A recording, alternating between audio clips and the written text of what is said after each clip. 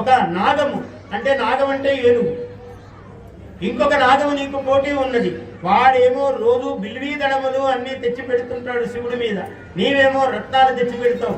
ఈ రత్నాలన్నీ రాళ్ళని వాడు దోసేస్తుంటాడు. నీవేమో రత్నాలు రాళ్ళు అని ఆ ఏనుగు తోసేస్తే అట్లా తోసి ఆయన ఏం చేస్తాడు, ఇవన్నీ ఆ బిల్వదళాల యొక్క మంటలు తెచ్చి పెడుతూ ఉంటాడు. చీచీ కంప అన్ని తెచ్చి పెడుతున్నాడని వాడు నీవు దోసేస్తాం. ఇలా ఈ ఇద్దరు ఘర్షణలో ఒకనాడు ఇద్దరు ప్రాణత్యాగం చేయవలసి వస్తుందిరా.